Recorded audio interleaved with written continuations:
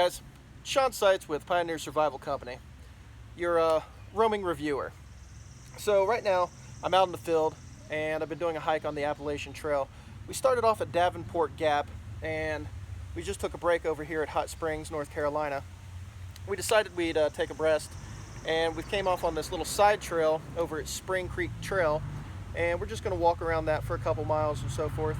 But it occurred to me that in the bushcraft community, a lot of times you go out and you'll hike into an area for a few days, live off the land, and weight necessarily isn't of that much importance because you're just taking your stuff in there and then you're crafting things that you want off of nature. Now this is a totally different animal because I am going for a lightweight backpacking trail over the course of over 50 miles. So the more weight you have on you, well, basically you feel that over time. You know, your shoulders start getting jacked up, you know, your back's starting to get sore. So you want to kind of go as light as possible. And what I'm going to do today is show you a quick pack dump of what I'm carrying with me. Currently my pack is about 25 pounds, and I've really reduced a lot of stuff just to try and get the ultimate mix of what would be a good lightweight backpacking pack. So for starters, this year I am carrying this 45 liter One Tigress bag.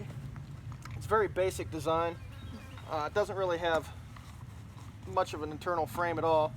It's more just like, it's got a belt built into it and it's got the straps, but not a whole lot of support. I wanted to go for something that didn't have as much weight, so I think this is coming in maybe around 4 pounds, which isn't super lightweight for a pack. They make lighter, but it's also not the worst. I was trying to go for a happy medium there.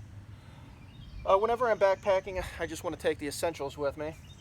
So you can see on the outside here, I have my Mora knife. This is one of their new ones that they came out with. It was actually the heavy-duty full tang. This one's in stainless. They also have one in carbon.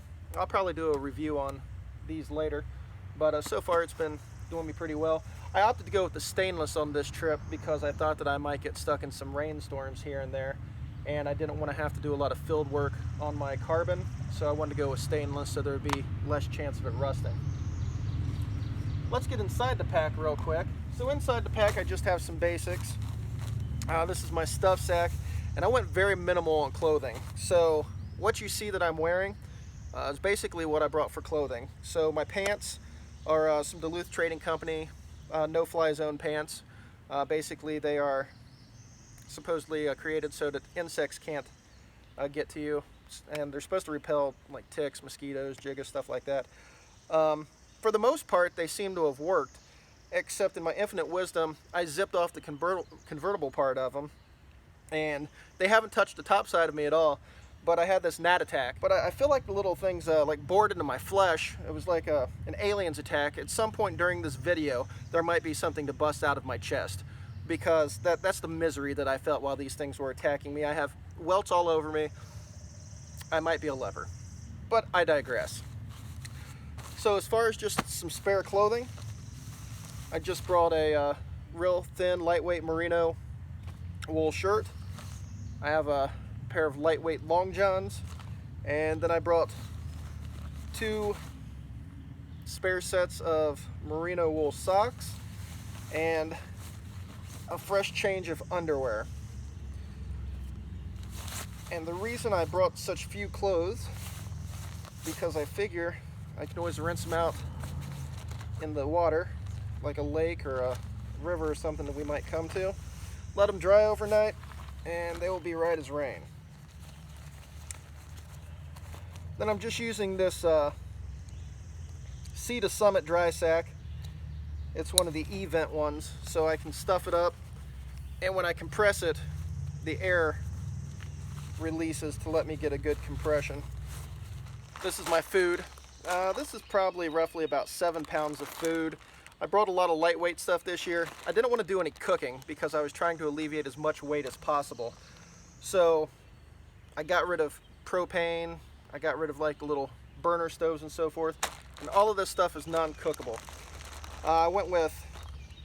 I found a product line called Honey Stinger, and so I'm trying out a lot of their new items. There's some peanut butter bars, and they have some energy chews, some Honey Stinger waffles.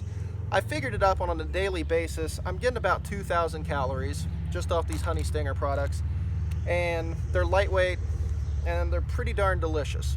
Now, with that being said, we've already been hiking for about 4 days, and although these things are delicious and nutritious, I kind of miss the hot meal at night.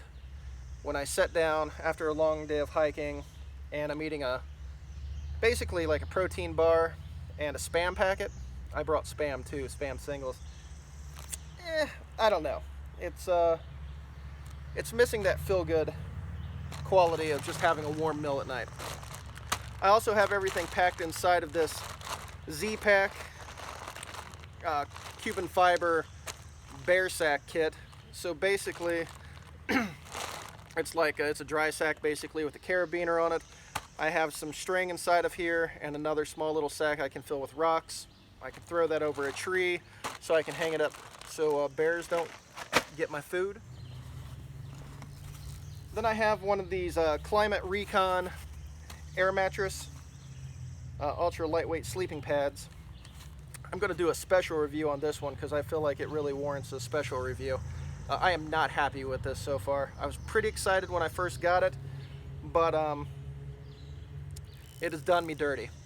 And I'll do a review on this alone, just talking about the pros and cons of it and some of the issues that I experienced while using this.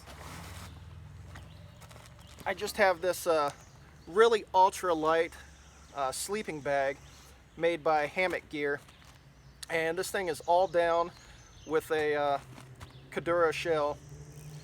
And what's cool about it is it's more like it's a sleeping bag, but it doesn't have zippers or anything in it. So I can put my feet down into the foot box, and then basically it just wraps around me. So I can push my sleeping pad inside of it, lay down on the pad, and then it basically just pull it around me like a blanket. So I've alleviated a lot of weight by not having the zippers and all the extra material. And as you can see, this thing is in a Cuban fiber stuff sack that I have, and I don't remember the exact weight. I'll do that in another review. But this thing can go down to about 20 degrees. I had it custom made, and it weighs somewhere around a pound, or maybe less. But I'll talk about that more in another review. Moving along,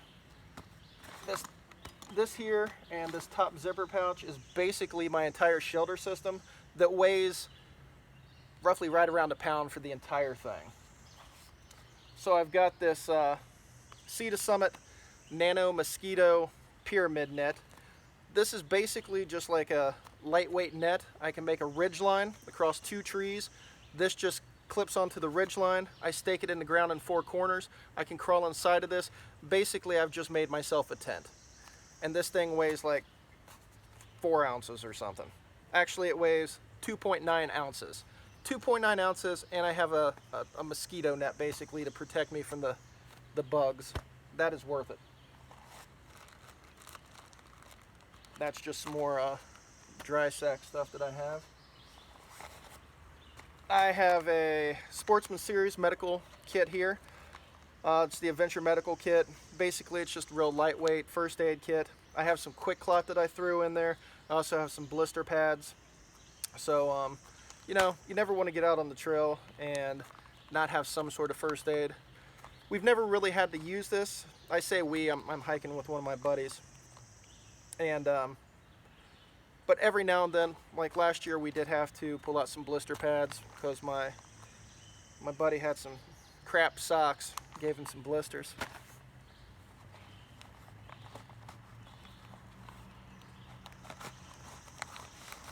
I just have a sheet of Tyvek. This is basically my ground cover. So super lightweight. So now I have a ground cover. I have the mosquito net. So basically now I've formed like a shellless tent.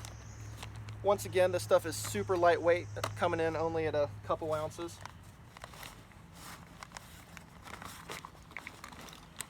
And then in this compartment,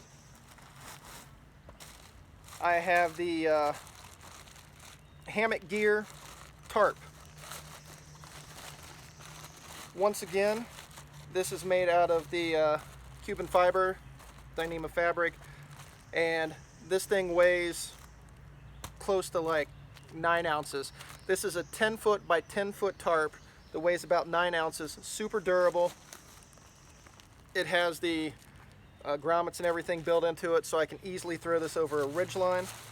So now I've waterproofed my entire system by throwing a tarp over top of it, and we're looking at, for an entire sleep system, I'm somewhere around a pound.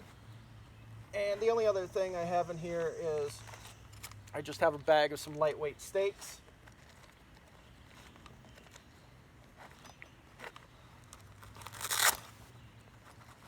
And then in here I have my ridge line, just a real lightweight, high tensile strength rope so that I can just string it across some trees.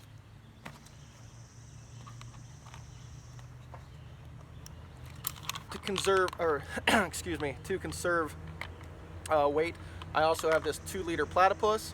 So when I'm on the trail, I have a couple water bottles here, which are about a couple liters of water. This can hold a couple more liters. If I start getting thirsty, I can purify some water on the trail real quick, fill this up, so I have almost a gallon capacity of water if I need it. If I don't need to be carrying the weight of all the water, I just roll this up. It's only a couple ounces. And then in here is just some basic housekeeping items. Got my Cottonelle wipes, because even on the trail, I like to stay fresh. Good for cleaning your armpits, your crack, and pretty much anything else that you might need. And it's a lot better than using leaves when you're taking a poo. I have my Sterapin, which I will do a review on this later, but this is how I purify all my water on the trail. I just carry this with me. It's a UV light that basically kills 99% of the bacteria in the water. Not good for chemicals, but not a lot of things on the market are good for chemicals. So if I drink some poisonous chemical, I'm screwed no matter what. So I love this thing. Been using it for about 7 years now, and I will do a review on this. And then I just keep some spare batteries for my Sterapin and for my headlamp. And then lastly, this kit right here is just my emergency survival kit. It just has some of the basics I might need if I found myself in a bad situation. Got a flashlight, got a small roll of bank line, tarred bank line.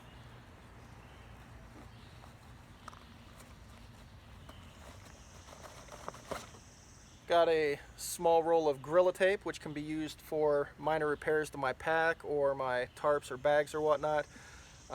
If I cut myself, I could make a butterfly bandad out of this. A lot of uses for Gorilla Tape.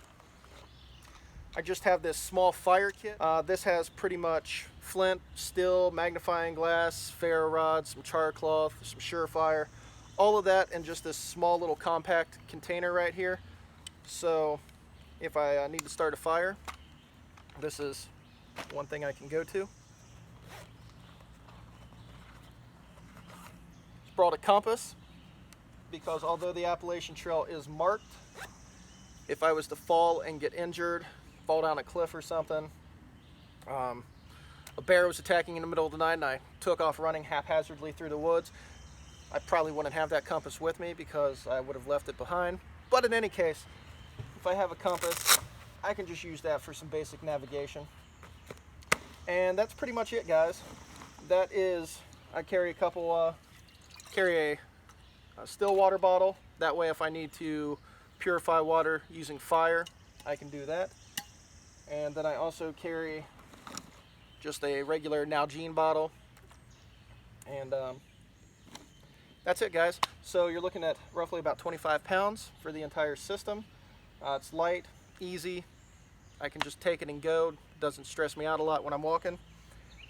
And that's what we're working with right now. So I'm going to go because daylight is burning and I've got some more trail to do. We've got a couple days left. Along the way, we'll probably do some product reviews of the things I showed you. This is Sean Seitz with Pioneer Survival Company. And remember, stay wild.